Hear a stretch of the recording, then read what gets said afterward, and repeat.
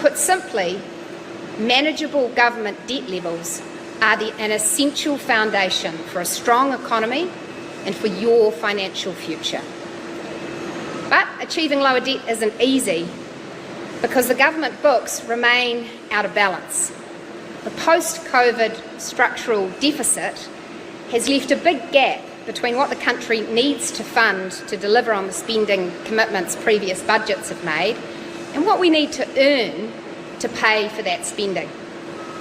The government is currently, rightly, borrowing billions to bridge the gap. Every Thursday afternoon, New Zealand Debt Management issues around $500 million of government bonds. Some of this is to roll over existing bonds that have expired, but large chunks of it are for new borrowing. It effectively means that the New Zealand government is borrowing $500 million every week.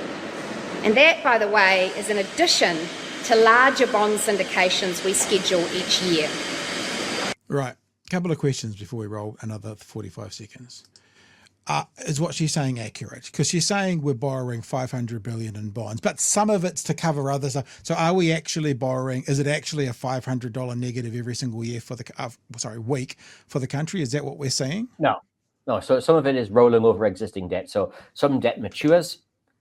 We need to replace that debt, so we reissue the debt, and that's so it's not adding to the net debt pile. It's only the new part of the debt which adds to the true debt pile. Do we have any idea how much is adding to it each week? So last budget we borrowed the Crown borrowed an extra $12 billion. So it's $1 billion a month. So it's $1 billion a month. So it's $250 a week. But we also delivered $14.6 billion of tax cuts. Well, this is the next question, because I've written down here that they're making all these statements about getting the books in balance and all the stuff we have to borrow. If we talked about $14 billion worth of tax cuts and $3 billion to landlords, that's $17 billion, and they borrowed 12. So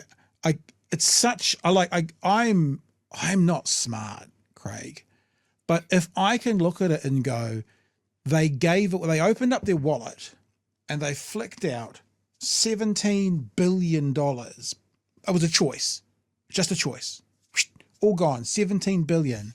And now they're talking about fixing the deficit, balancing the books, stopping borrowing as much. Why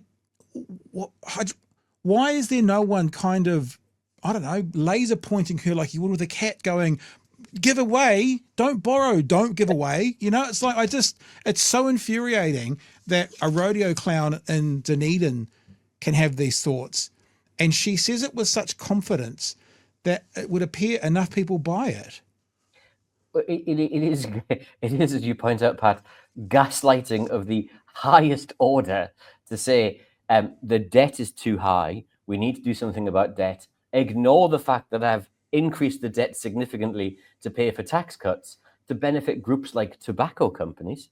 And at the same time, I'm therefore going to cut services. I'm going to cut investment. I'm going to cut R&D. I'm going to cut the things that are actually going to grow the economy, which actually make the debt affordable in the first place.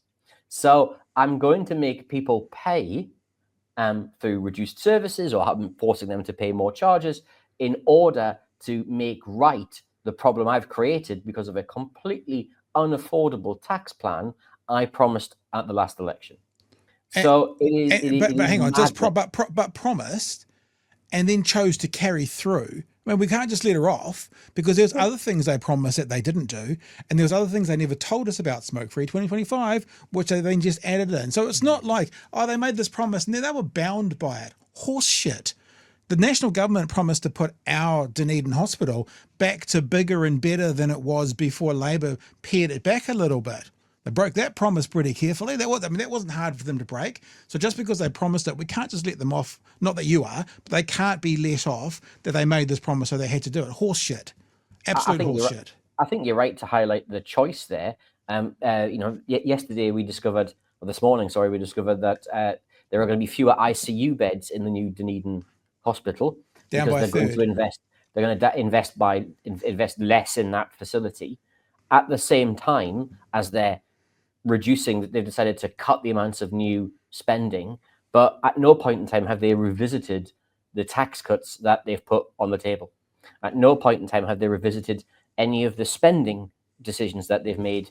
The $1 billion of new growth fund, which hasn't appeared anywhere, doesn't do anything. The billions of unfunded promises for new roads around the country, which they have no idea how they're going to finance. The $20 billion health investment fund, which is a 12-page PowerPoint, which has no new money in it. And if we just take health again, just for an example, again, we need $1.5 billion. There isn't $1.5 billion, but over the past few weeks, Simeon Brown's also promised $285 million for new GPs. He's promised $50 million for private sector investment in health. He's promised $30 million for new practice nurses inside GPs' practices. These are all good things, but there's no new money. So that means it has to go on top. So you're now adding hundreds of millions of dollars of extra expenditure, but because there's no money, it acts as a cut. Yeah. And this is the challenge I have, is that they're not being honest with New Zealanders about the scale of the challenge that's in front of them. And they're not being honest by saying, well, we'll just cut the operating allowance, as if nobody in New Zealand will then know what that means and what the likely consequence of that is for cuts to other government departments.